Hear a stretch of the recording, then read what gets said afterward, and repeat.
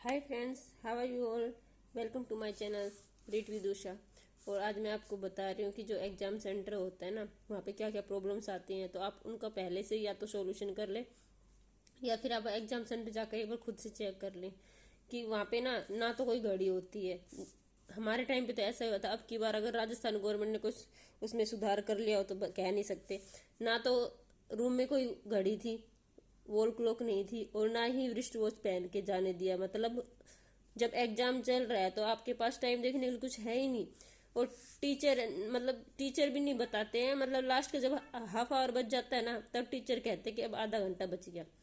तो किसी का कितना ही पोर्शन रह गया हो, किसी ने करा हो नहीं करा हो, तो वो बस फिर रह ही जाता है, यूँ समझ लीजिए। तो आप एक बार चेक कर लीजिए, आपके एग्जाम सेंटर जो भी आएगा ना, वहाँ जाके देख लीजिए। और अगर नहीं है तो उनको बोलिए कि भाई घड़ी का इंतजाम करे। बिना एग्जाम वो में बिना घड़ी के तो एग्जाम दिया नहीं जा सकता ना, क्योंकि एग्जाम तो हम अपना टाइम सेट करते हैं कि भाई हमें साइकोलॉजी कितने टाइम में करनी है, हिंदी कितने टाइम में करनी है, इंग्लिश कितने टाइम में करनी है, ईवीएस को कितना टाइम देना है। या फिर अगर आप नहीं कर सकते तो आप अपने मतलब डेली जो प्रैक्टिस कर रहे हैं ना मॉक टेस्ट, उसकी इस तरह से प्रैक्टिस कीजिए। आपका जो भी 2.5 घंटे में आपका पेपर कंप्लीट हो जाना चाहिए बिल्कुल। मतलब जाते ही बस पेपर खोलते ही लग जाना है। एक बार पेपर को थोरली देख लेना है कि किस टाइप का आया है। 4-5 पोर्शन जो आपके आते हैं लेवल 1 में, लेवल 2 में, उनके सब्जेक्ट के हिसाब से आते हैं। तो एक बार देख लेना किस टाइप का पेपर है, और फिर जाते मतलब लग जाना है आपको। तो जल्दी जल्दी में कई बार ये होता है कि गलत हो जाते हैं। हम एक गोला गलत भर दिया, दूसरा गोला उसके फिर वही है, सारे गलत भरे जाते हैं एक बार जो गलत भर दिया। तो आपको क्या करना है, यूं ही पूरा पेपर कर दिया, फिर आप गोले भरोगे तो वो गोले रह ही जाएंगे, फिर आपकी पूरी मेहनत पानी में चली जाएगी। तो आपको कैसे करना है, पेपर को तीन तीन टाइम में अटेम्प्ट करना है। मतलब 3 बार उसको लेना है एक बार पूरे पेपर को। पहले तो आपको थोड़ा ऐसे देख लेना है, फिर आपको क्या करना है, जो क्वेश्चन आते हैं वो करते जाओ, जो नहीं आते उस पर गोले लगाते जाओ। अब जो आते हैं वो कैसे करने हैं, मतलब अगर साइकोलॉजी का आपका सीडीपी का पोर्शन है ना, तो वो पहले वो पोर्शन आप उसमें पेपर में टिक कर लो, जो जो करें आपने। क्योंकि कई बार ऐसा होता है कि अगर हम क्वेश्चन के उसका एक क्वेश्चन सोल्व करा, फिर आपने गोला भर दिया, दूसरा क्वेश्चन सोल्व करा गोला भर दिया, तो क्या प्रॉब्लम होती है। कई बार ना एक क्वेश्चन का जो पूछा है ना, उसका आंसर दूसरे क्वेश्चन में छुपा होता है, उसी के पास होता है। तो कई बार ये होता है कि हम गोला भर देते हैं, फिर हम नेक्स्ट क्वेश्चन जब फिर क्वेश्चन करने लगते हैं ना, तो ये लगता है अरे उसका तो ये आंसर होता है, इसमें से ऐसे दे रखा है, तो फिर हमारा पूरा वो गलत हो जाता है। ऐसे मेरे साथ हुआ है। तो मैं आपको बता रही हूँ, पहला जो पोर्शन है जैसे सीडीपी का पोर्शन है वो कंप्लीट पहले अपने पेपर में टिक कर लेना।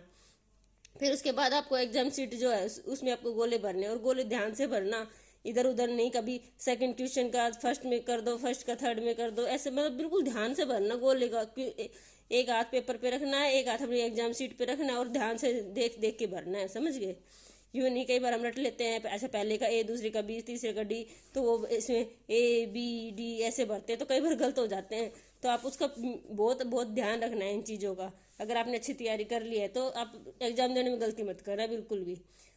तो फर्स्ट टाइम में तो जो आता है ना वो कर लो, और उसके गोले भर दो जो जो आ गए, ठीक है। उसके बाद सेकंड टाइम में क्या करना है, जो नहीं आता है ना उसको अटेम्प्ट करने की कोशिश करो। सोचो थोड़ा, मतलब उसके जो आपके ऑप्शन है ना, उनको ऑप्शन को निकालो, ताकि इसका ये तो बिल्कुल नहीं हो सकता, सी तो अच्छा, डी हो सकता है, डी भी नहीं हो सकता। तो अब बच गए ए और बी। ए और बी में थोड़ा सोच सोच के उसको अटेम्प्ट करने की कोशिश करना, ठीक है, दूसरी बार में। और थर्ड टाइम में क्या करना है, थर्ड टाइम में तो आपको गोले भरने हैं, कुछ नहीं करना। फिर भी अपना थोड़ा दिमाग लगाना कैसे कर सकते हैं। जो बंदा अगर जिसको ये आ गया ना कि ऑप्शन को कैसे हम निकाल सकते हैं, हटा सकते हैं, तो बंदा तो बिना तैयारी के भी एग्जाम दे आता है और उसका क्लियर भी हो जाता है। 90 मार्क्स लेना है यहाँ पे।